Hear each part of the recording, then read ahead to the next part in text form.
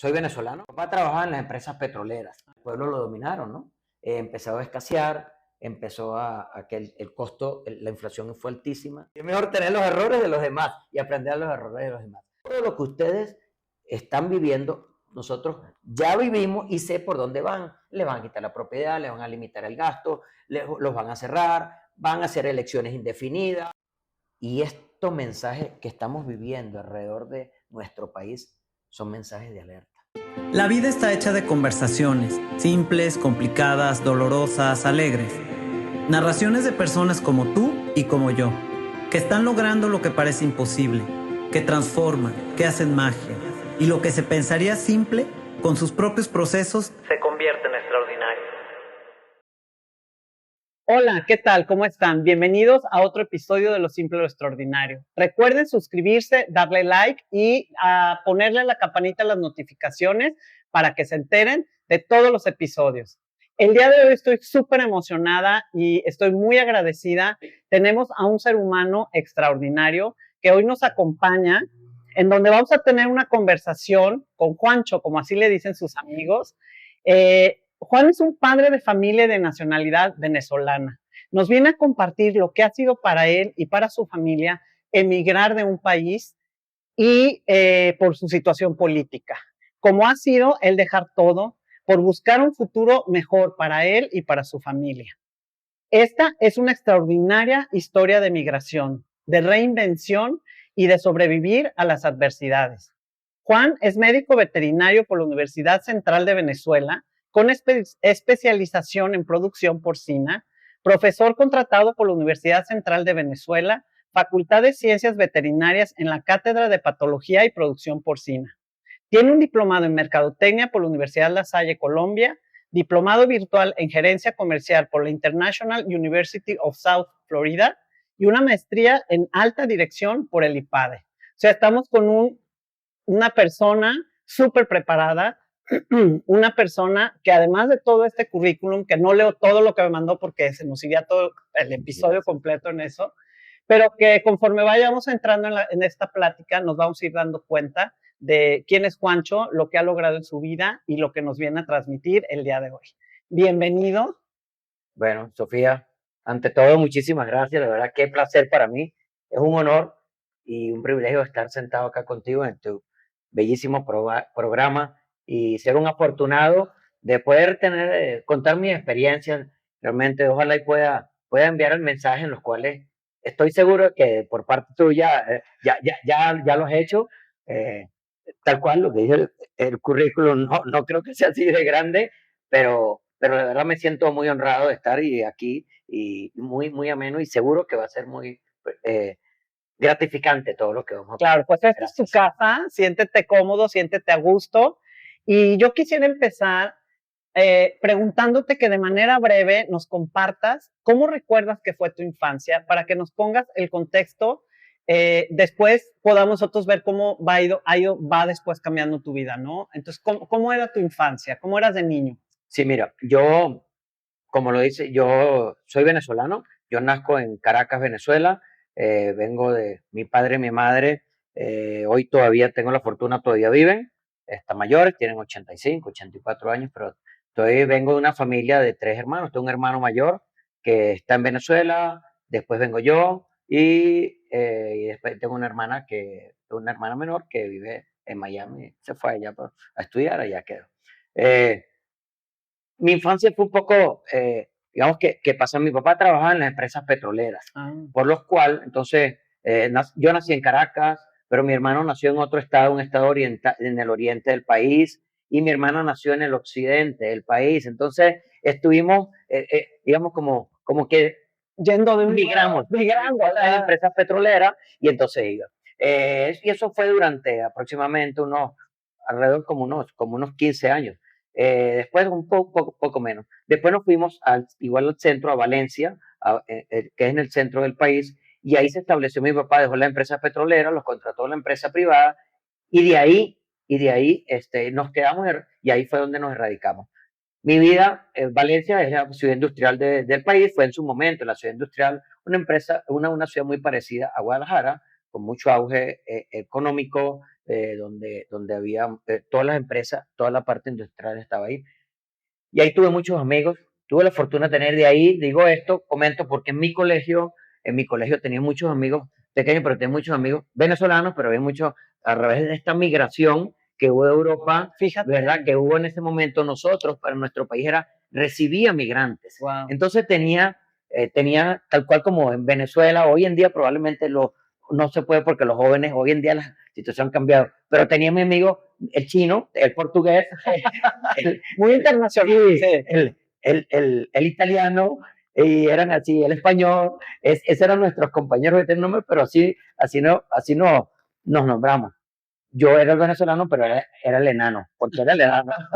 Yo era el enano del grupo. Pero bueno, mi infancia fue realmente muy bonita en un colegio donde había esta diversidad, entonces todo este tipo de culturas. Íbamos a la casa de nuestros amigos y comía esos platos tradicionales. Fue un chico, soy y todavía, pero fui un chico muy hiperkinético. Me golpeé, tuve miles de yesos, todo. Soy desde pequeño, vengo de una familia deportista, mi padre es un gran deportista, mi hermano, y entonces vine de una familia deportista y siempre estuve con el deporte. Entonces, hasta hoy todavía hago deporte, siempre me mantuve, fue en eso. Fui muy tremendo, pero digamos, entre comillas, fui sano. Pues sano, claro, sano. claro. Y se vivían mucho los valores de familia, de las familias de antes. Qué buen punto toca, Sofi, porque es algo controversial hoy en la familia. Hoy, evidentemente, tenemos que actualizarnos y aquí estamos. Sí. Nunca pensamos estar en un podcast, ¿qué era eso? ¿Qué podía ser eso hace 30 años? Claro. ¿No? Por cierto, no dijiste mi edad, pero ya sé que soy bastante viejito, ¿no? Cuando hablo de 30 años, todavía ya tenía como 20, más de 20 años cuando eso. Pero sí, evidentemente, realmente en ese momento los valores, los principios eran muy arraigados. El respeto por los padres, el respeto por los tíos, la bendición, el pedir permiso, el que te dijeran a esta hora y aquí estaba, claro. La hora de la comida en familia, cuando hablaban los padres, ese cuestionamiento hoy de tanto de los argumentos que hoy nuestros hijos ponen, y probablemente hay un tema cultural y un tema que se ha evolucionado, y sí es probable que tenga algunas cosas de mejora, pero yo viví en una familia que en un momento hablé y te lo dije como una familia tradicional, y vivo en una familia tradicional. Hoy nuestro entorno familiar de mi esposa, que ahora hablaremos de ella, mi linda esposa, y mis hijos, es un entorno tradicional, que hablamos como un entorno tradicional, de respeto a los valores, claro, de respeto a los principios. ¿Por qué decides estudiar veterinaria? ¿Tienes un bagaje familiar relacionado al campo, a los animales? Platícanos de manera corta por qué tomas esta decisión de dedicarte a la veterinaria. Sí, mira, definitivamente, si vengo de una familia de rancho, porque mis padres nacieron en ciudades agropecuarias, en ciudades agropecuarias. Y vengo de una familia de tradición de rancho. Mi abuelo tuvo rancho, mi padre tuvo rancho. Entonces, ahí el contacto con los animales ha venido desde toda la vida. Como todo desde pequeño, tenía perritos, pero bueno, mi pasión por los caballos ha sido desde pequeño. Entonces, hoy, en la actualidad tengo caballos. He pasado, creo que una época cuando vine acá que pasé sin ser dueño de caballo, pero era un tema muy complicado. Hoy vuelvo a tener caballos, pero ha sido mi cariño por los animales me dio a que fuese eso, que al principio de pequeño me gustaban los animales, en el colegio me gustó la materia, y así fue, decidí ser médico veterinario, me gradué de médico veterinario y es lo que hoy ejerzo. Y si tuviera que volver a decidir una carrera, la volvería a decidir. ¿Se podría decir que tu familia era de posición acomodada cuando tú eras joven, cuando eras niño? ¿Vivían bien? ¿Tenían suficientes recursos? ¿Podrías decir que era así? Sí, sí. Venezuela realmente era un país, hoy es un país muy rico, pero mal administrado. Sí. Pero en ese momento siempre era, en los años 80, Venezuela era el país que con mayor auge económico para Latinoamérica, era el segundo productor de petróleo en el mundo, hoy sigue siendo el primero en las reservas. Entonces era un país donde había mucho dinero, y entonces mi papá era un ejecutivo de empresas, y sí, digamos, tenían un nivel acomodado, sí, o sea, en realidad no había una preocupación económica. Trabajabas y tenías, y era retribuido tu trabajo. Exacto. Hay una anécdota tuya de que empezaste a jugar básquetbol, o sea, quisiste iniciar y te lo pregunto esto porque aquí hay un punto que me encantaría que compartieras, tiene mucho que ver en tu proceso de vida, en esta Sí, manera de pensar que tú tienes. ¿Por qué el básquetbol? Porque por tu estatura, como tú lo has dicho, ¿no? totalmente. Uno puede pensar, ¿cómo básquetbol, no? ¿Qué pasaba en tu cabeza? ¿Por qué decides practicar Sí, este deporte? excelente. Hoy en día me dice, ¿tú básquet? ¿Y ya? ¿Viejo y chiquito y sigues jugando básquet? Porque te lo creo cuando era joven, ¿no? Sí. Mira, qué buena pregunta y eso es una de las primeras reflexiones que hago y que le comparto a mis amigos, que le comparto a mi familia, a mis hijos. Eh, Mi padre, como te comenté, mi padre un gran deportista. Mi padre hoy, él, el jugador, es el hall de la fama del béisbol aficionado. Mi papá fue un gran jugador de béisbol, no saltó al profesional porque en aquella época el béisbol no era una profesión. Y mi abuelo dijo, no, usted se tiene que graduar, usted tiene que ser un profesional, ¿no? Y así era, y era ranchero y él, lo que decía el jefe, Así. así era. Y te digo esto porque entonces mi papá nos incitó a nosotros de este deporte, pero el primer deporte era el béisbol. Claro. Y mi hermano fue un gran jugador de béisbol. Yo empecé a jugar béisbol y jugué la posición de shortstop y era donde más las pelotas, digamos, en el béisbol donde más las pelotas llegan. Y las pelotas me pegaban. Y un día me pegó en la cara y me dio miedo. Y tuve miedo. Y dije, esta pelota es muy chiquita, me pega muy duro. Yo voy a buscar una pelota que me pegue, pero que sea más grande, que no me pegue tan duro, no. Entonces dije, no voy a jugar béisbol. Evidentemente ya fue el primer, para mi padre decía, ¿cómo mi hijo no va a jugar béisbol? Yo no salté el profesional y ahora mi hijo, que yo, eso es lo que yo te Eran digo. tus Y expectativas, así ¿no? fue. Pero ¿cuál es la lección? Lo que pasó fue, miedo, sí, tuve miedo. Claro que tuve miedo de esto, pero dije, pero ¿cómo paso este miedo? Probablemente dije, para pensar en miedo, voy a buscar las opciones, voy a buscar un balón más grande. Pero después me fui al básquetbol y era el más pequeño, pero dije, no importa. Ahí viene otra lección. Yo dije, yo soy el más pequeño, pero si yo quiero llegar a jugar como ellos, ser mejor que ellos, ¿qué tengo que hacer? Primero, tengo miedo, sí, pero lo voy a pasar, porque el miedo es común tenerlo. El tema es sobrepasar ese miedo Claro. y saber que puedo luchar contra ese miedo, pasar ese miedo. Y la otra es cómo me esfuerzo. Probablemente me toque forzar. Si ellos se esfuerzan el 100%, yo probablemente tengo que hacer el 110, probable. Pero fue mi primer desafío desde pequeñito. Y llegué a lograr hacer en mi colegio de los mejores jugadores. Mi colegio era muy bueno en deporte y no fui el mejor, fui de los mejores jugadores. ¡Wow! Pero en mi universidad sí logré ser en un momento, digamos, sí, de los mejores jugadores de la universidad. Fui, tuve cierta también una beca en la universidad por el básquetbol. Entonces, a eso llegué. Y hoy en día me mantengo todavía jugando básquetbol. Pero siempre el mensaje fue ese, el reto. Yo desde pequeño me he visto que he tenido ese reto y ese fue mi primer reto. Y mira, y lo pasé, ¿no? Tu primer reto de muchos, porque ahora quiero preguntarte,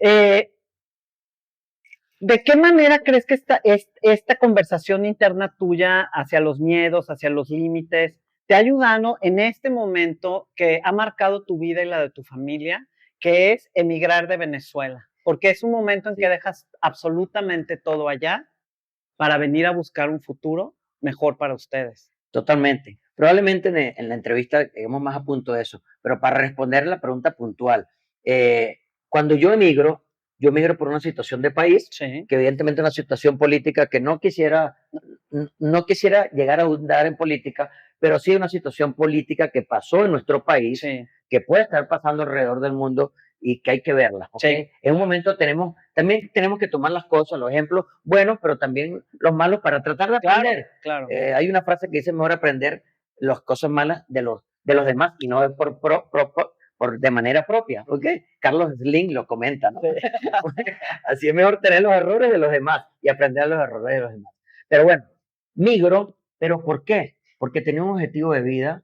Mi objetivo de vida en lo que vi en mi país, que en su momento vi eso, no lo estaba viendo para mi familia, no lo estaba viendo para Mariale, mi esposa, no lo estaba viendo para mis 3 hijos, que ahora te comento mi hija y mis 2 hijos que tengo, y la oportunidad que yo tuve, que me dieron mis padres en un país tan lindo, no la tenía. Y fue un gran reto para mí, tal cual, Sofía, como dice, dejar mi profesión, que allá era un gran profesional, no que no lo sea acá, pero en su momento dejé mi patrimonio, porque tenía un rancho, tenía una casa, tenía mi familia, mis amigos, y todo por tener un gran reto con miedo nuevamente. Por eso siempre hablo que el miedo es de humano y el miedo es de los hombres tenemos que tener miedo, siempre estamos acostumbrados a que no tienen que tener miedo ahí.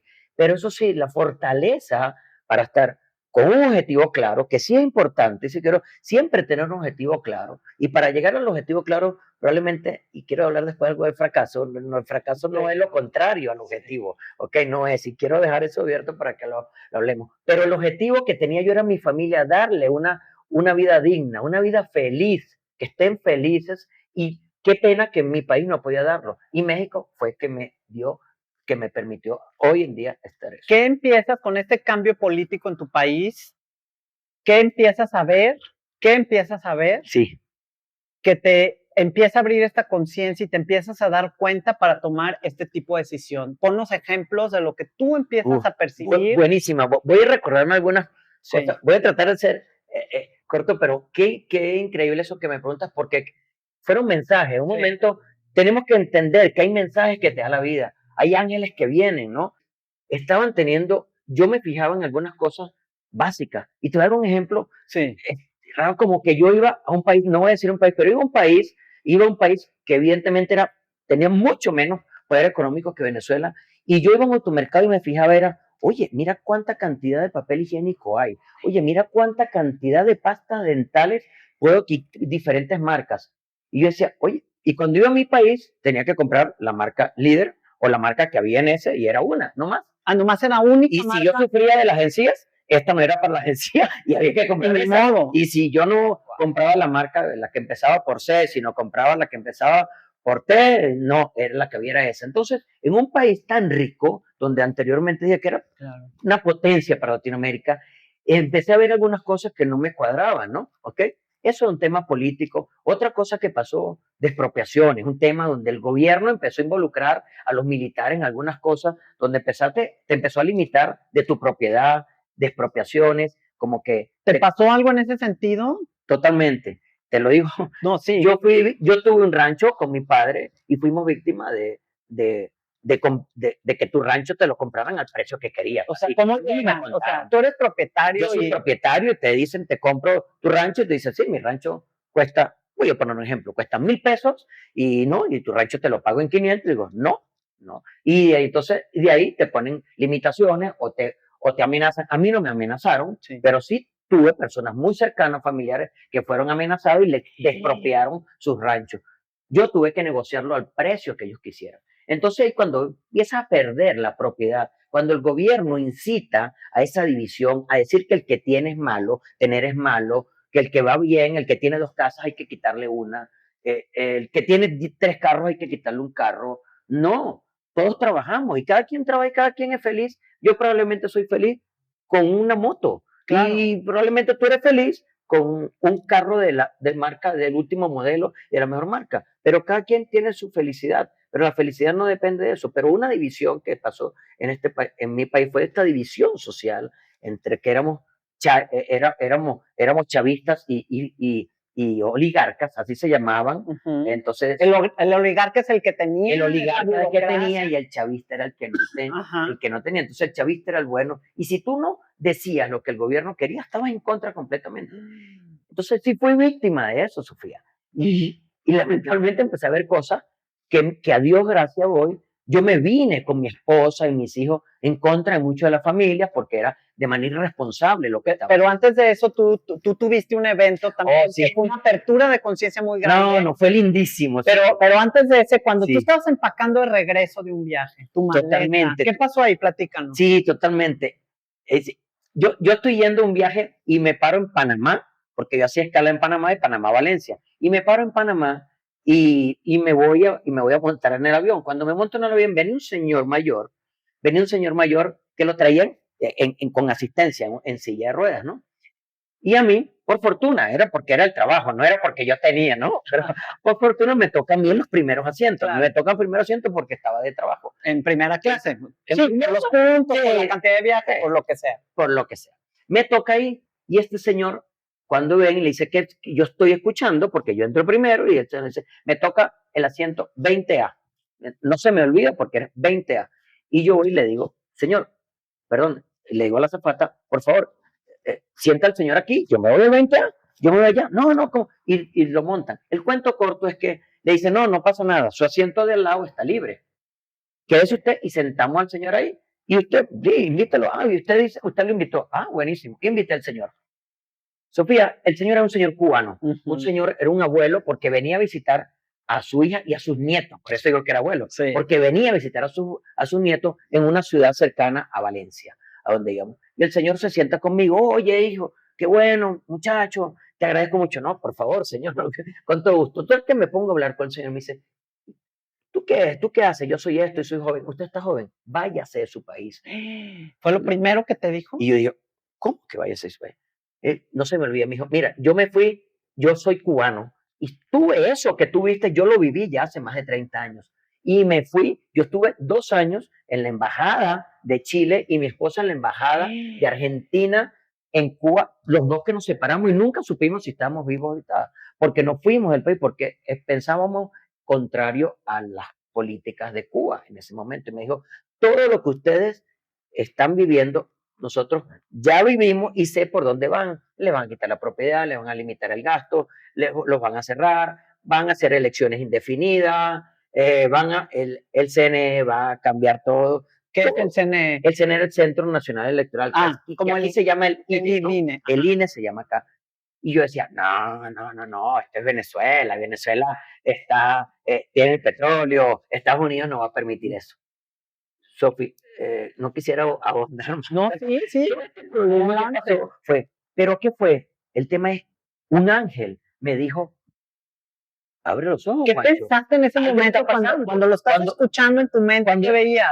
Qué bonito, y tú me dices eso, y yo decía, Dios santo, yo tengo que llegar rápido a Valencia y decirle a Mariale, mi esposa, nos vamos de acá con nuestros hijos, esto va a pasar.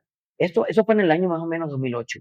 Y digo, esto va a pasar, esto es un ángel que me está diciendo, ¿por qué me sentaron aquí este señor? ¿Por qué Dios me sentó este señor acá? ¿Qué mensaje me está dando? Claro. Porque entonces, y así fue, y realmente fue un mensaje de Dios, fue un ángel que me llegó y me dijo, te estoy dando la oportunidad que cambies tu vida. ¿Con sacrificio? Sí. ¿Con retos? Sí. ¿Donde habe dolor? Probablemente sí, pero con un objetivo muy claro y donde vas a tener una satisfacción, no sé si corta o a mediano plazo, pero la satisfacción la va a haber. Y eso fue lo que yo vi.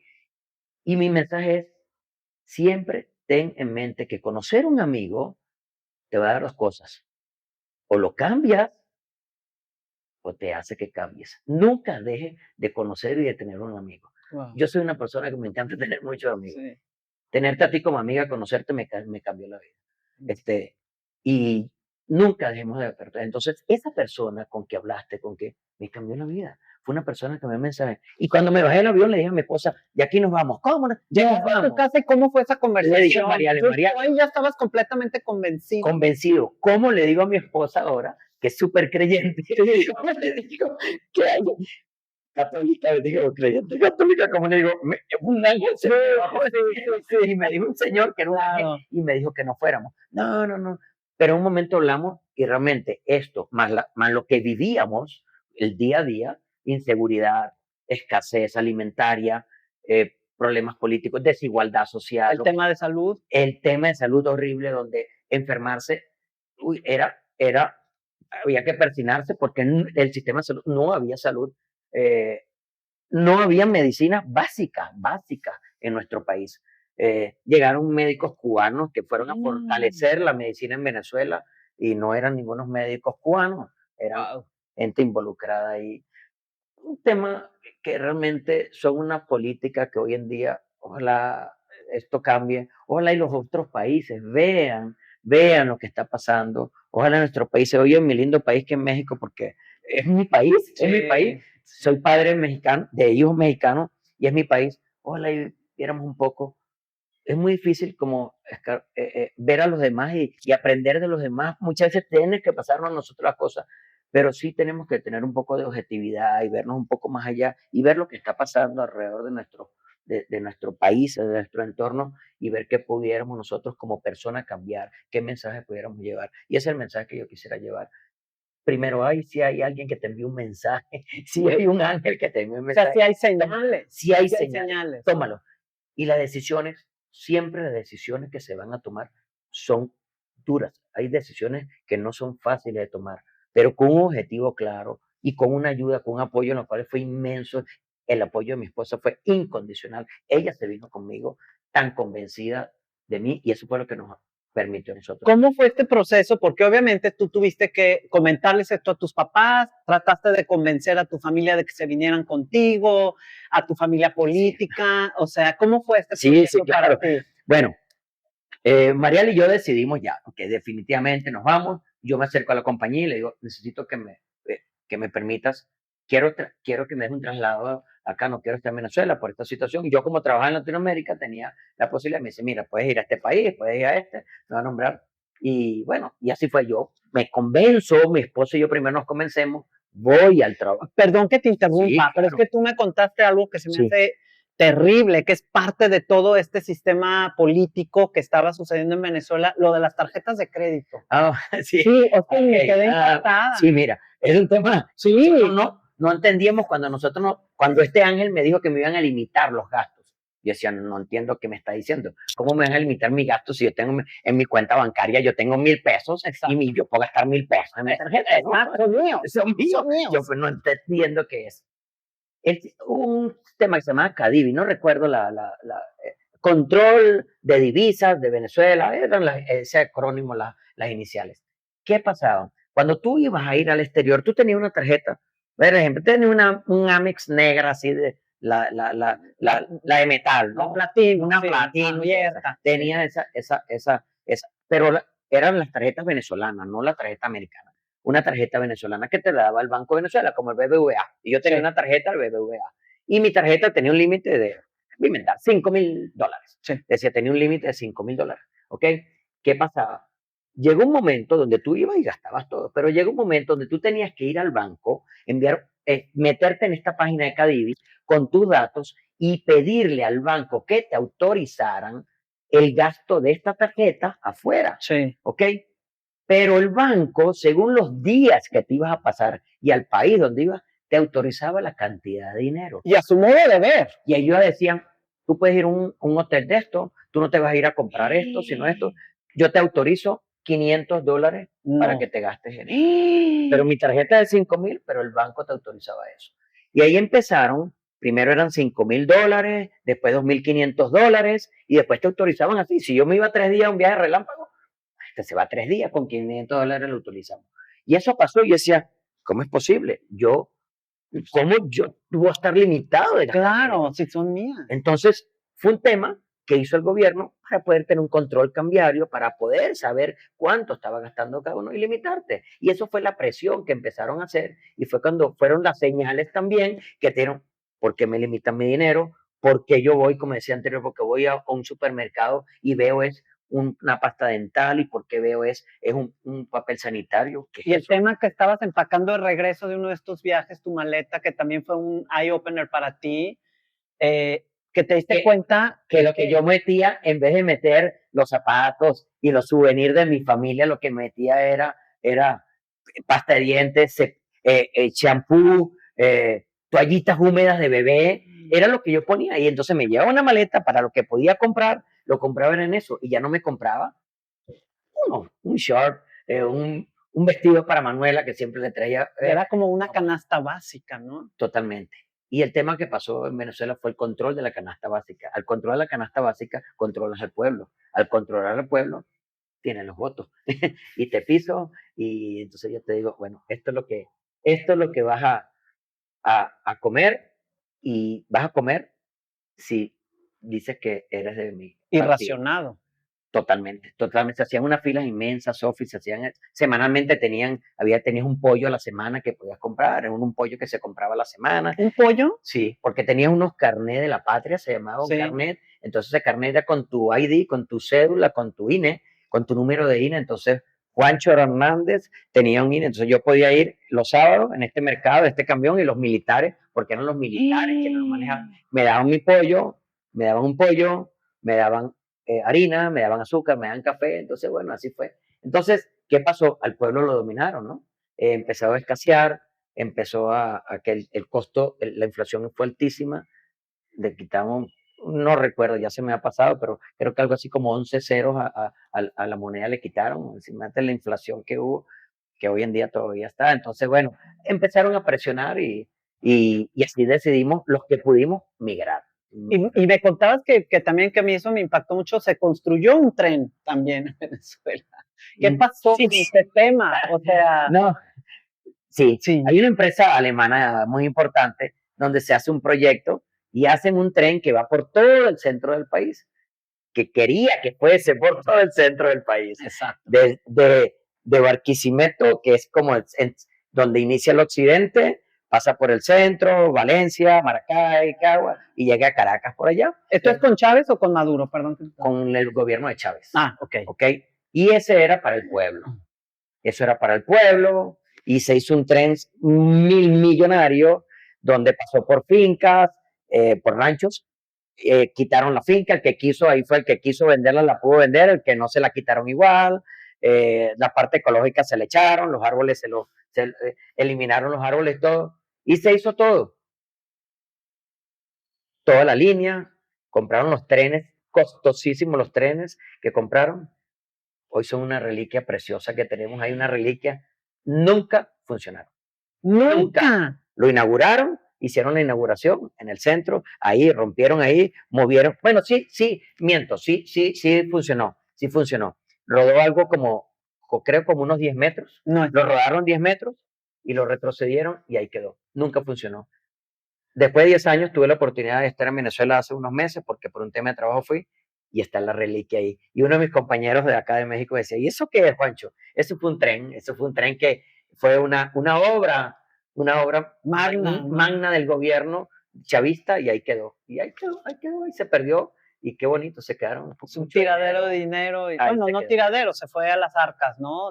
Sí, ahí se fue. Exacto. Sí, pero... Bueno, entonces yo te preguntaba, me voy a regresar ya ahora sí a la otra pregunta, ¿cómo fue este proceso de querer advertir a tu familia política, Claro. querer convencer? ¿Qué pasó ahí? ¿Cómo Sí, fue mira, este proceso? yo hablo con Mariale y le digo, Mariale, ¿sabes qué? Pasó este ángel vino acá, ¿tá? Y, oye, no puede ser ya que yo venga de Guatemala, vengo de ver nuestros clientes en Guatemala, y en Guatemala en vez de comprar una artesanía guatemalteca, te traigo enseres básicos, ¿no? Entonces, aquí, vámonos. No, ¿cómo nos vamos? Vámonos. Mi esposo trabajaba también para la misma compañía. Sí. Los dos trabajamos juntos. En un momento ella en una línea y yo en otra línea. Pero ella al final me dice, vámonos, ok, vamos a hablar con la familia, vamos a ver el tema, me tenía que deshacer de las propiedades, de lo que tenía, y vamos a hablar con la familia. Yo tenía una posición en la compañía más o menos regularmente buena, y entonces me ofrecen venirme acá, ok, vente acá, pero yo era el gerente para Latinoamérica de la compañía. Y quiero comentar algo porque también un tema, que yo veo un tema de estatus, y la verdad, que hoy me río, ¿no? Hoy me río del estatus. Y yo era gerente para Latinoamérica y me ofrecen, Juancho, te puedes venir acá, te vienes con la compañía, pero te vienes como asesor porcino, ¿no? Y asesor porcino tenía que reportarle a un gerente, Sí. como decir, que yo tenía que reportarle a un similar. Cuando tú allá eras. Pero ni siquiera el país, porque yo era de Latinoamérica, entonces era uno y otro. Y yo dije, no pasa nada. No, yo necesito el bien para mi familia y yo me voy. ¿Ok? ¿A qué va eso, ese mensaje? Hablando de un tema, digo, la vida da muchas vueltas. Un mensaje es, hoy estamos muy bien, mañana no podemos estar bien. O hoy estamos bien, mañana podemos estar mejor también. Son diferentes. Pero vive el momento y disfruta y sé feliz con lo que tienes en el momento. Pero sé feliz tú mismo, no hacia el exterior. No exteriorices, no materialices las cosas. Sé millonario internamente y ser humilde exteriormente. Porque tú mencionaste, yo me vine a México no buscando el dinero. Yo no buscaba ¿A qué te veniste dinero. a México? Y qué bonito. Mi objetivo, y siempre he dicho mi objetivo de vida con mi esposa era, ¿cómo hacemos? Y voy a retomar lo lindo que tuviste anteriormente, de principios y valores de familias tradicionales. ¿Cómo hacemos para mantener esos valores y los principios que nuestros padres nos dieron?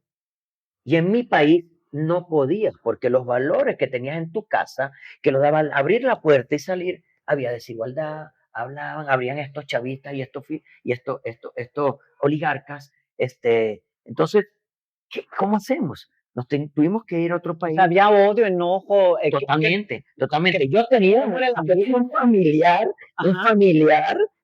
muy pegado, chavista. Y él era patria o muerte chavista. ¿Por qué? O sea, Porque él estaba convencido de que era una buena política. Entonces, y eso fue un tema que pasó, esa desigualdad. Nos peleamos y discutíamos y yo dije, mira, esto no puede ser. Entonces, no puede ser que tú vayas a una reunión de familia y terminen discutiendo. sí.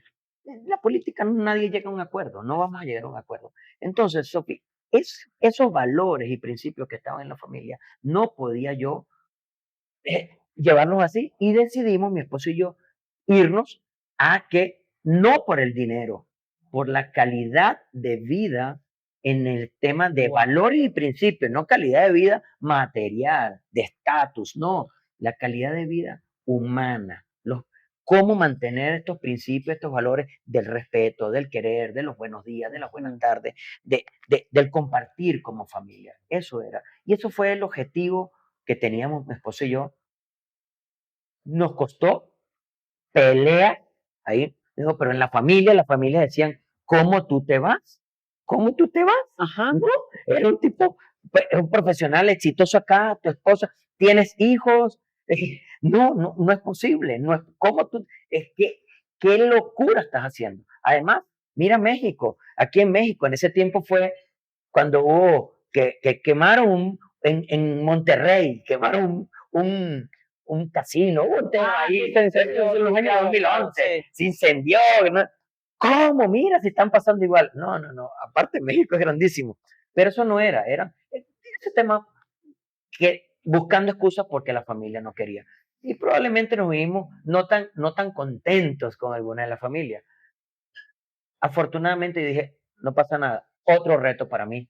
Ya pasó el básquet, ya pasó este reto, era, ¿cómo hago para que mi familia pueda tratar de vivir lo que estamos viendo acá, pero sí en su familia? ¿Ok? Claro. Fue durísimo. ¿Cuántos hijos tenías en ese entonces?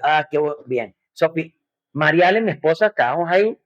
Estaba Manuela tenía alrededor, Manuela, mi hija, hoy tiene 20 años, ella tenía como 7 años, por ahí estaba. Juan Manuel, mi segundo hijo, tenía 5 años, 4 años por ahí, pues estamos hablando de 2009, 2010. Y cuando yo decido venirme, tenemos la gran fortuna y la bendición de que María Alejandra queda embarazada después de 5 años. Wow. Pero eso fue cuando yo le digo a la compañía que me vengo. ¡Wow! Otro reto. Entonces también decía la familia, ¿cómo tú te vas a ir? Tu hija, Mariale está embarazada. No pasa nada, nos vamos. Le dije, Mariale, tú dime, no vamos, no nos vamos. Yo le digo a la compañía y veremos. Me dice, eso fue una palabra increíble. Me dice, no, nos vamos. Y nos vamos porque tenemos un objetivo de vida. Bien. Y ya.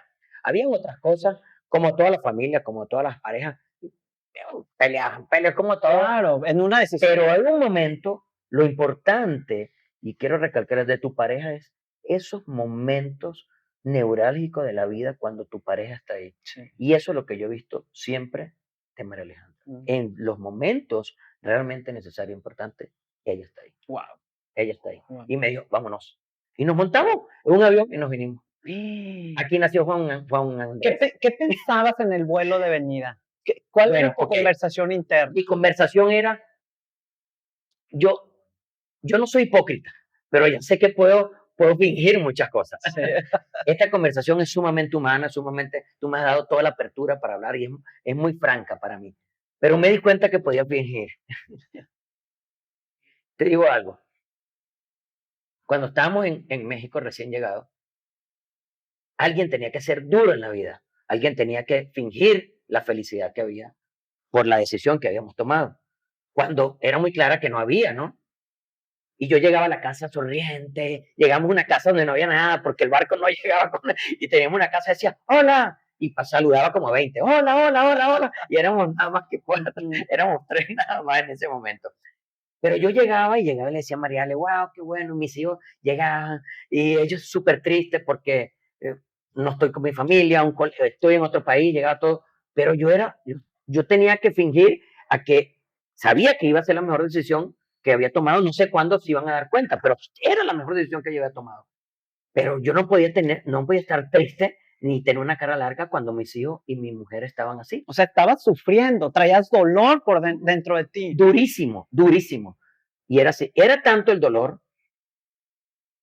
que yo me montaba a trabajar y me montaba a trabajar y hasta que estamos en Guadalajara y yo llegaba, me acuerdo que mis primeros clientes estaban en Capilla de Guadalupe, unos grandes amigos que tengo que los admiro muchísimo, un grupo muy importante. Y yo de Guadalajara a Capilla, que en ese tiempo era menos tráfico, podía estar 40 minutos, yo lloraba y le pedía a Dios que si me ayudaba, si había sido la mejor decisión que yo había tomado.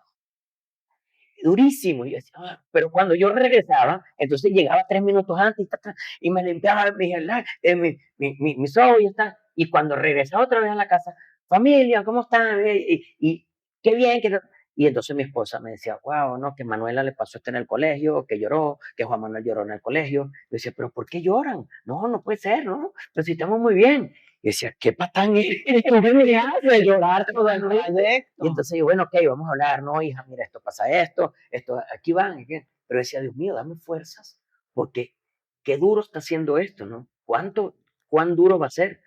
Pero mi fortaleza decía, bueno, pero tengo un objetivo, pero los principios y los valores son de acá, y la decisión ya la tomamos, ¿ok? En un momento recapacita, pero no te arrepientas nunca de las decisiones que tomaste. Dile que puedes cambiar el rumbo de esa decisión, pero no te arrepientas nunca de la decisión que tomas. Es un mensaje que... Cuando vas llorando en estos trayectos, ¿te arrepentías, dudaste, tenías miedo? ¿Qué pasaba con Juancho? Mucho miedo porque decía, no me arrepentía, decía, si fue la mejor decisión que tomé, no me sentía, decía, toma un avión y vámonos y se acabó todo. No, ya estaba acá. Tenía mucho miedo, igual como tenía miedo cuando jugué la pelota, por eso fue que ese fue, tenía mucho miedo, pero decía, espérate, ok, tengo miedo, pero ¿cómo salgo este miedo?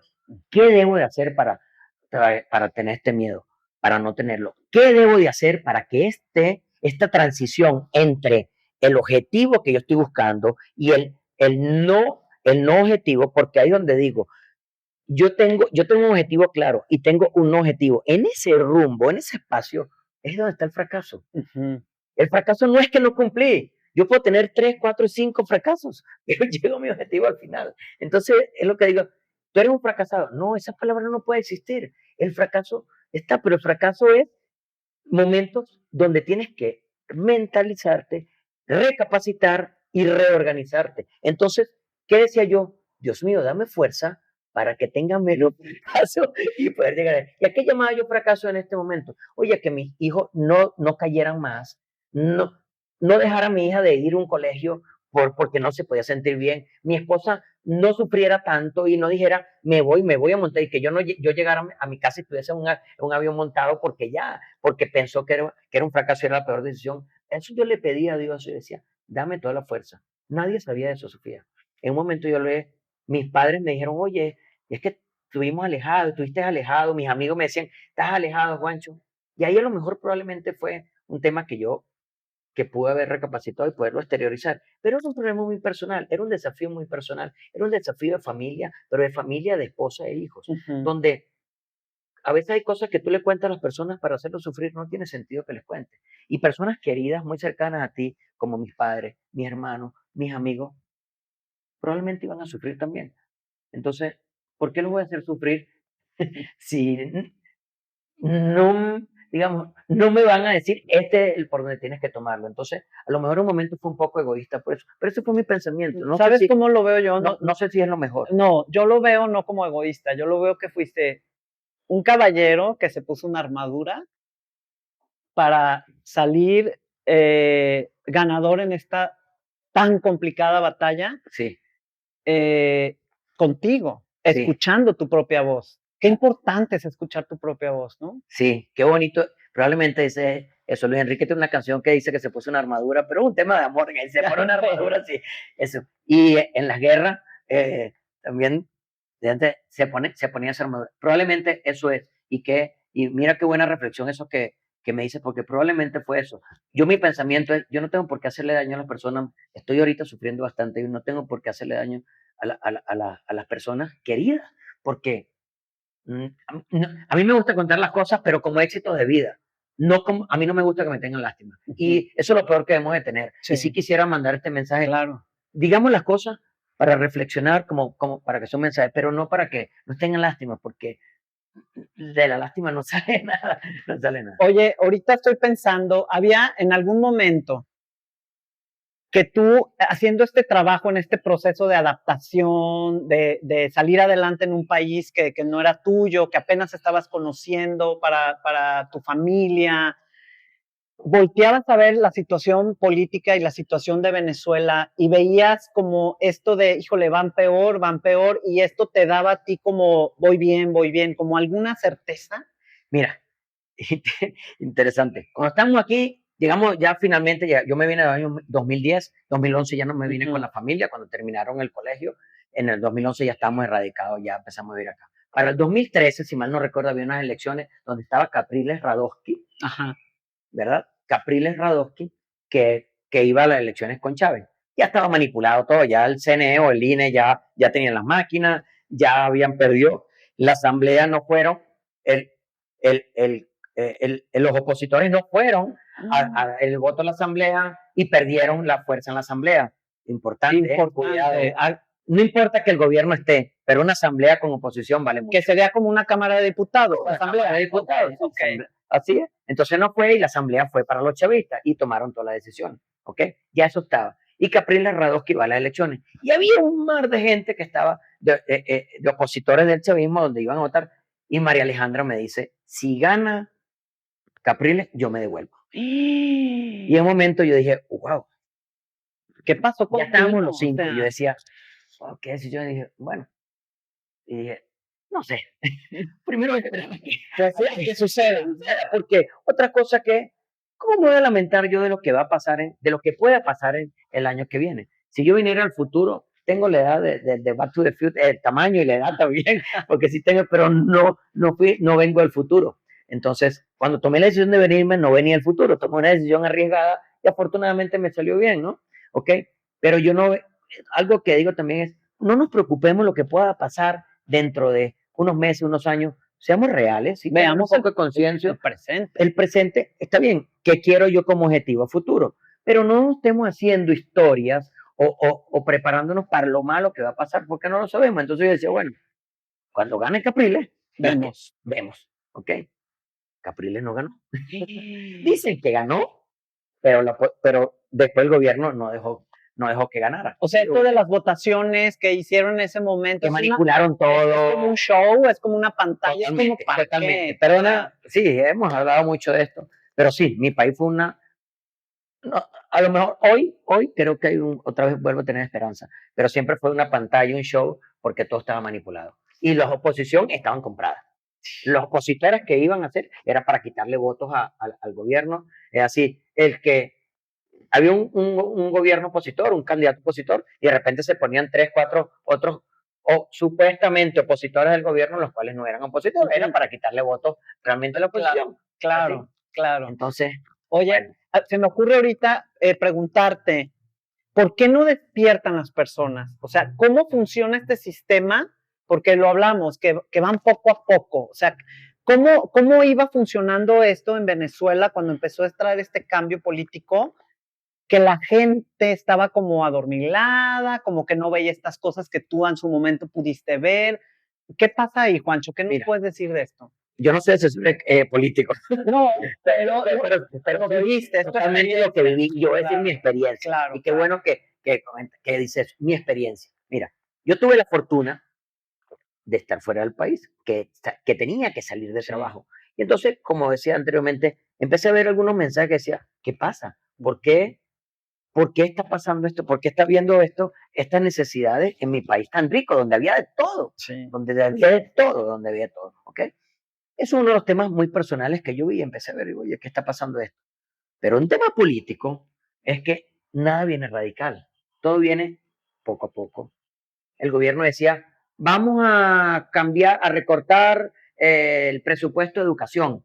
Entonces él lo ponía en un aló presidente, todas las mañanas había un aló presidente, donde el presidente hablaba y hablaba. Había también como un tipo mañanera, todo así se llama, igual, así como una mañanera, donde el presidente hablaba y ponía uno acá y traía una mamá mire, como esta mamá, le dimos una casita, ya está, y le dimos una casita a ella, y dieron 100,000 casas, pero hay 10 millones de personas que necesitan casa. Entonces, la esperanza, ya le di a uno, ahora a lo mejor a mí me toca. Te toca si sigues votando por mí. Exacto. Bueno, entonces es un tema de esperanza. Pero ¿qué pasó? Iba esto y el gobierno lo que hizo es, poco a poco, vamos a zumbar esta noticia a ver cómo la toma el pueblo, ¿ok? Ah, Entonces decía, la toma el pueblo, como que no dijeron nada, vamos a tomarla, ok. vamos a hacerla, ¿ok? Vamos a quitar este recorte en esto, vamos a quitar este recorte en esto. No, no fue que dijo, ya no hay comida, no fue que cerraron los automercados y ya no hay comida el suministro. ¿Qué pasó? Estas expropiaciones expropiaron una empresa agrícola muy grande, que era la productora de maíz y de todos los granos, la expropiaron y la tomaron como agropatria, se llamó, la pusieron como el gobierno, por supuesto el gobierno la quebró, Claro, claro. pusieron la luz a PDVSA, que es Petróleo de Venezuela, que era una empresa aparte del gobierno, la tomó el gobierno, entonces era la caja chica del gobierno, fue la caja chica, por supuesto acabaron con el petróleo de Venezuela, hoy producimos alrededor, creo yo, como 800,000 barriles, no lo sé el número exacto, cuando yo me vine se producía alrededor de 3,5 millones de barriles, entonces bueno, la quebraron, quemaron a Muay, quemaron el palito, la refinería las quemaron, la destruyeron. Entonces, bueno, todas estas cosas empezaron progresivamente a pasar hasta que cuando ya el gobierno tiene todo el poder, toda la asamblea, todos los militares, tiene todo, dice, ahora sí, mi país no había reelecciones. Mi país tú eras el presidente y se iba. Ah, sí, sí. Así. Puso que podía haber una reelección y ahora se llaman reelecciones indefinidas. Ahorita está así como, Ni quien como lo países quite. como Rusia o como China, donde los presidentes Cuba. son, o Cuba, Que son donde duró eternos. 60 años tienen ahí. Entonces mi país era completamente democrático, pero así pasó. ¿Que había corrupción? Evidentemente, qué pena, pero en la política siempre hay corrupción. Sí. Pero si hay corrupción, no es lo más adecuado, ¿no? No. Pero en la política, solo hablo de la Sí, política. sí. Pero si hay corrupción, oye, pero dejan vivir a un país, Sí, tú por favor, tú trabajas y ganas dinero y ya está. ¿Ok? Hoy en día la fuerza económica en mi país no existe. Las plantas, Toyota, Ford, Chevrolet, Chrysler, Mitsubishi, no existen en mi país. Toda la empresa automotriz se fue de mi país. Ahí no se hace un vehículo. En mi país, donde hacían, te digo, que hacían 6, 7, 8, 10 ensambladoras, donde exportábamos vehículos. Entonces, para decirte como algo de eso, la industria metalúrgica, la industria de la construcción, es una pena. ¿Puedes ver tú, ahora que vives en México, alguna similitud o similitudes?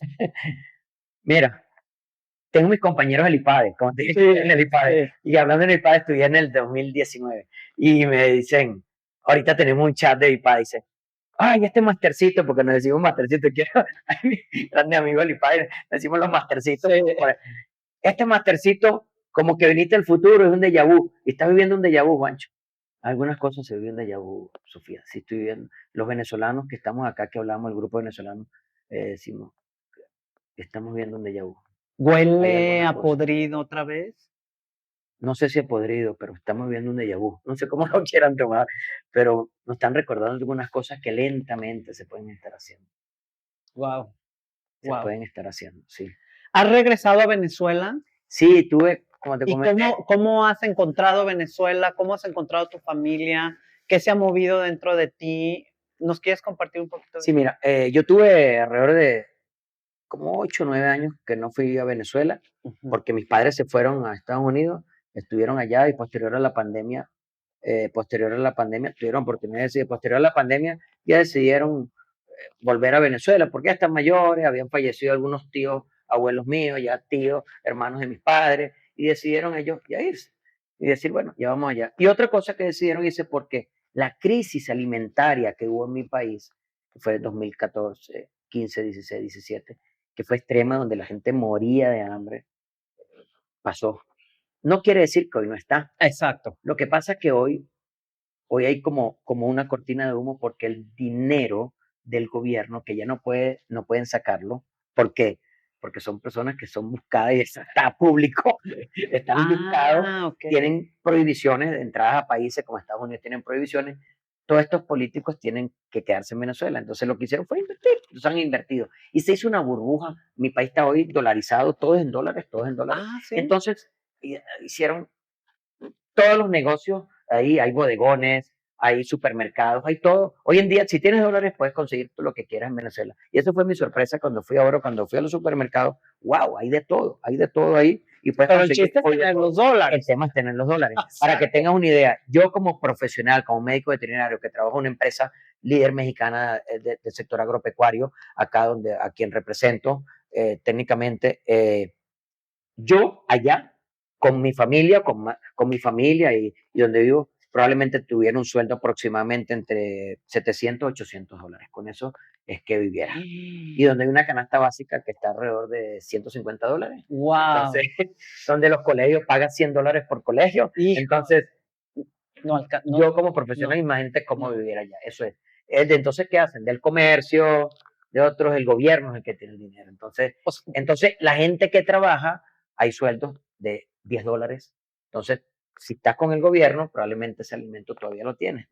De 10 dólares. Sí ganas, pero con 10 dólares, imagínate cómo se mantiene cuando un cartón de huevos, cuando una cesta de huevos de 18 o de 30 huevos cuesta, porque la compré ahora, cuesta 7 dólares, cuesta como 4 dólares la de 18 huevos. No, pues no te queda para nada más. Cuesta 7 dólares el kilo de pollo, lo que cuesta acá. Claro. Cuesta lo mismo que el costo de la vida, igual el de México, pero lo que pasa es que yo con 700 dólares no pudiera vivir aquí. No pudiera vivir aquí, digamos, con las condiciones que tengo y con el respeto que tengo, porque cada quien, pero no pudiera yo mantener mi familia. Porque hay el tema, por ejemplo, tú me comentabas que tu papá tiene unos locales. Ah, sí. No, eso me impactó. Sí, o sea, tiene un local grande, o sea, recuerda que hablamos, tiene un local, o sea, le tienen rentado un local, un banco. Evidentemente aquí un local de un banco no puede ser de 3x3, ¿no? No, un grandísimo. Un local de un banco es un local de un banco. Y lo tiene rentado mensual y cuesta 150 dólares mensual la renta. O sea, ¿eso le da el gobierno de renta? ¿El banco? No, el banco es un banco propio, es un banco que está ahí, lo tienen rentado. Le da el banco y le da 150 dólares y le paga como 8 a 9 meses del año, no le pagan, no, ellos no están obligados a pagarte. Wow. Hoy la renta, los locales que tienen, o yo tengo una renta y si yo rento mi casa allá y está una familia, yo no puedo obligarlos a que paguen porque tienen una familia, ellos pagan, entonces yo tengo que llegar a un acuerdo con ellos. Eso no hay obligación de pagar. Ahí está el quitar la propiedad privada y el eliminar. Eso es quitarte la propiedad privada. Exacto. Eso es quitarte tu nivel de vida, tu felicidad, tu paz interna. Claro. Eso te lo quita. Y eso es lo que hoy en día en México, cuando venimos, lo vivimos. Sí tenemos un déjà vu, todavía se puede vivir ahí una calidad de vida, pero es importante tener en cuenta algunas cosas que están pasando alrededor de nuestro país. Sí, que estamos en un peligro, no en una línea muy hay una delgada, transición, ¿no? ahorita que estamos en una transición, van a venir ahorita unas elecciones, no sé, yo lamentablemente no puedo votar porque no soy mexicano, pero sí mi trabajo es poder hablar, que me escuchen nada más. Exacto, que entendamos, ¿verdad? A qué nos estamos enfrentando. Sí. Ya para ir terminando, Juancho, ¿me puedes decir qué ha sido lo más doloroso para ti en todo este proceso de vida? Mira, para mí, de lo más doloroso, yo como tuve mi objetivo de vida era mi familia. Lo más doloroso que yo viví, como comentaba, era ver sufrir a mi esposa y mis hijos. Eso era lo más doloroso que pude tener. Pero como te dije, pero era un tema de que cuánto tiempo, ¿verdad? Y como no sabía si el otro día iba a pasar, no sabía si duró años, porque fueron varios meses, siempre tenía esa esperanza. Pero realmente lo más doloroso es cuando tú ves sufrir a tu familia y que tú eres responsable, porque yo soy responsable de esto que están viviendo, pero no podía flaquear. Entonces, creo que son de las cosas más, de lo que para mí yo pudiera decir, si pudiera modificar algo, hubiese hecho cómo hago esta transición que no fuese tan, que no fuese tan dura esa transición que vivieron mi esposa y mis hijos. ¿Okay? Pues, evidentemente mi familia, los alrededores también, ¿no? Claro, mi padre, claro. mi suegro, que todos viven, realmente eso pudo haber sido. De resto son aprendizajes, pero eso te da la fortaleza, eso te da, para aunque seas pequeño, te da más fortaleza en la vida. Eso es lo que da realmente, lo que te hace ser un hombre. es lo que te hace ser una mujer grande, porque los retos de la vida, los problemas que tenemos en la vida son los que nos hacen más fuertes, más hombres y más mujeres.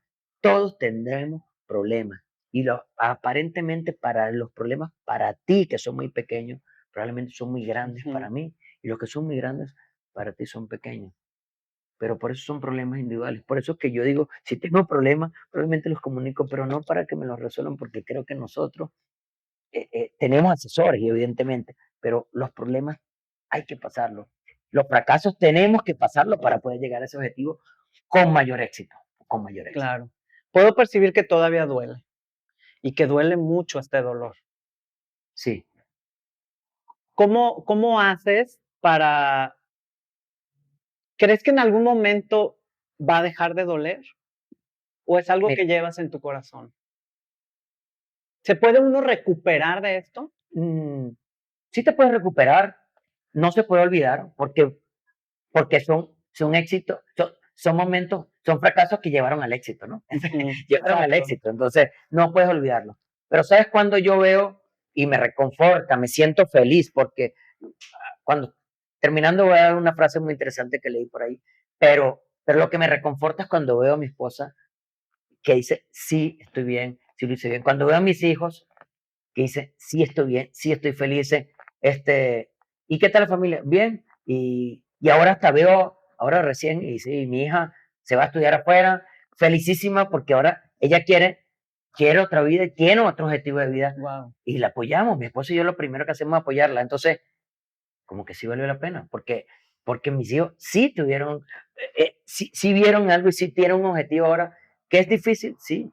Entonces, no se olvida, pero sí te reconforta ver a la familia y cuando te dicen, oye, Juancho, verdad que te critiqué, pero qué buena decisión que tomaron. O sea, Eso le te dicen, felicitas a sí, ti de qué buena decisión que tomaron. te felicitas de esta decisión que tomaste. Totalmente, totalmente. Y el objetivo que tenemos María Alejandra y yo como generar y mantener los valores y los principios de nuestra familia, lo logramos. Es una evolución Sí, de claro, educación claro, a los claro, jóvenes, claro. pero lo hemos logrado. Y eso es lo que tenemos Manuela, Juan Manuel y Juan Andrés. Es lo que Marial y yo logramos en eso. Entonces, eso te reconforta mucho. ¿Qué mensaje les quisieras dar a las personas, a los mexicanos que estamos viviendo ahorita esta situación política? ¿Qué mensaje les quisieras dar? Mira, eh, política personal. Política, Del diría, corazón, del de corazón. lo que ha sido Mira, para ti. eh, estemos muy alerta. La gran mayoría no somos políticos, los políticos son ellos, pero ellos gobiernan un pueblo, nosotros somos el pueblo. Solamente no dejen de hablar, no dejen de quejarse, no dejen de votar, no dejen de enviar los mensajes que no estamos de acuerdo con las cosas. Y otra cosa, acuérdense que los ángeles no tienen la aureolita, no es ese. Hay ángeles y hay mensajes que nos dan. Y estos mensajes que estamos viviendo alrededor de nuestro país son mensajes de alerta. Lo que están pasando en diferentes países son mensajes de alerta. Entonces, lo que vivimos nosotros, que yo pensé que un déjà vu, estemos muy pendientes. Estemos muy pendientes porque puede estar. Entonces, expresémonos, vayamos a la calle, hablemos. No tenemos por qué no decir las cosas. Es nuestra opinión. Somos demócratas. Permíteme expresarme, ¿no? ¿Sí? Gracias, gracias por estas palabras, porque creo que en este momento van a ser mella en muchos corazones, sí van a ser, yo creo, van a abrir muchas conciencias y desde ahí también viene mi agradecimiento. Ya como última pregunta, porque creo que está muy ligada esta palabra, que tiene un significado profundo en estos temas, ¿no? En estos temas de vida y en estos temas de países y en estos temas de manejos políticos. ¿Qué es para ti la dignidad, Juancho? Wow. Mira, ser una persona digna, diría, no veo el concepto, pero para mí una persona digna es ser una persona íntegra, diría, es una persona que puede andar con la cabeza en alto. Pero más que todo es una persona que cuando te acuestes tú solo en la cama y pongas la cabeza en la almohada, digas dos cosas. Primero, soy feliz con lo que hago, con lo que hice en el día, soy feliz. pero soy digno porque primero soy digno de tener una amiga como Sofía, de tener amigos de esto, pero ellos son dignos de mí también porque soy una persona con valores, con principios, una persona íntegra, ética y profesional, con algunas limitaciones, sí, probablemente, con errores, totalmente, pero la dignidad son esencias, vienen ligados a la esencia de la persona, ligado al valor, al principio. Y la dignidad no se compra, la dignidad no es material, la dignidad viene de adentro y se hace en el tiempo. La dignidad la haces con el día a día, con tus actuaciones internas que se van a exteriorizar, no en una aureola material de que yo exteriorizo para sentirme bien. No, yo soy digno internamente y expreso o, o derramo lo que yo soy. Probablemente no soy el perfecto y no digo las cosas, pero yo creo que ese es el mensaje que toda persona debemos tener. El ser feliz viene eso, tu paz interior y después, sin importar lo que haya gente, porque a todos siempre nos van a criticar. Sí. Y quiero esta reflexión, nos critican la envidia, cualquiera que nos envidie, a lo mejor la palabra envidia, pero son unos pecados, Sí. pero la envidia puede venir. Y la envidia, el envidioso, digamos, la persona que tenemos error, probablemente pueda tener un carro como tú, si es un carro que envidia, la ropa como tú, puede tener la casa como la tuya, pero la esencia, la dignidad y el caerte, levantarte y cumplir con tu objetivo, sabiendo que en un momento pudiste fracasar, eso nunca te lo pueden quitar, eso nunca lo van a poder comprar, eso lo creaste tú, es tu esencia. Claro. Y así es. Gracias. Ahora, tú mencionaste que querías decir una frase. ¿Sí? ¿Sí te la recuerdas? ¿Quieres decirla ahorita? Es tu momento para decir. Esta es la frase de la felicidad, donde hablo de esta frase, perdón, y perdona que la ligué, ¿no? No, está Porque me perfecto. viste, pero esa es la frase y el mensaje que quería enviar era eso. Sean felices internamente y alrededor vamos a ser felices. Sean felices. Y recuerden que todos tenemos tropiezos, todos tenemos fracasos, pero lo importante es pararme, pensar, reflexionar y cumplir mi objetivo. En un día o en un año, pero lo vamos a cumplir. Y hoy tenemos un día, unos segundos para cumplir nuestro objetivo, Sí, ¿verdad? El 2 de junio. sí, señor. Así es. Así es. Totalmente. Sí. Sofía, qué amable. Bueno, Juancho, de verdad, muchísimas gracias por compartir tu historia. Gracias por tu ejemplo de valentía, de esfuerzo y de conciencia. Gracias porque nos demuestras que hay momentos en nuestras vidas en que una decisión que quizá no comprendemos del todo y en donde a pesar de que duela el corazón, si sabemos escuchar a nuestra voz interior y nos aferramos al camino, finalmente podremos ver esa luz luminosa de la certeza. Gracias porque vienes a mostrarnos que siempre se puede empezar de nuevo y de cero, que dejar todo atrás y emprender el rumbo hacia lo desconocido para construir un nuevo sueño no es imposible, que aquellos que cruzan el mar con las más grandes tormentas cambian de cielo, pero nunca de alma. No veniste a buscar riquezas como dijiste, sino a buscar ese camino en donde puedan caminar tus hijos con una sonrisa de lado a lado. Así es. Muchas gracias, Juancho. A ti, Sofía, muchas gracias. Muchísimas Un placer, No. un honor. Qué amable, de verdad, qué belleza. Qué bueno que estuviste cómodo, que estuviste tranquilo y que pudimos expresar esta experiencia que tuvo Juancho. Recuerden suscribirse, darle like, las notificaciones y no se sigan perdiendo los demás episodios que vengan. Gracias.